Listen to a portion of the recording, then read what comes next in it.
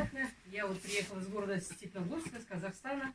Я вообще болею сахарным диабетом, у меня 2-й тип. Вот, начала принимать бальзамы с сентября месяца. И вот по сегодняшний день я пью эти бальзамы и очень рада, что наконец-то я нашла. И за вот это применение бальзамов у меня сахар был 17 и 20 и выше поднимался. Это как у нас стрессы, знаете, и на работе, и дома. Бронзовый директор компании Global Brand Ляззат Жунусова.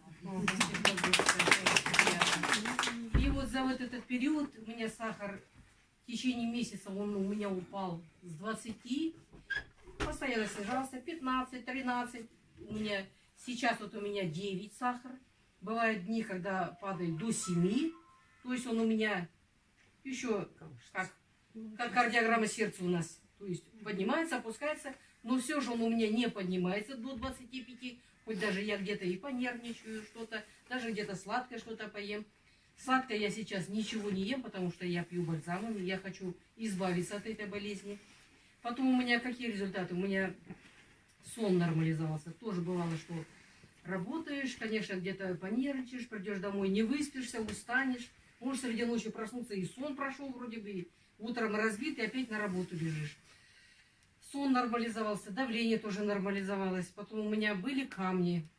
У меня до того, как принимать бальзамы, я ходила на УЗИ. У меня в желчном пузыре были камни. 1 большой, 3 маленьких. 3 камня у меня вышли. Я продолжаю пить. Сейчас вот хочу закончить. Вот февраль закончился. Допью бальзамы. Хочу пойти еще сходить, сделать УЗИ. Но я так чувствую себя намного лучше, конечно.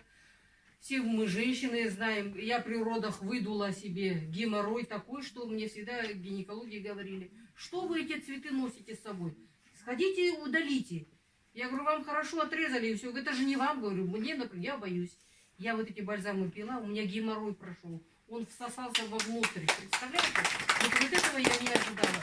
Сыну 28 лет, я столько лет ходила с этим геморроем. Я прям счастлива. Вот такие результаты, представляете? Так что пейте эти бальзамы.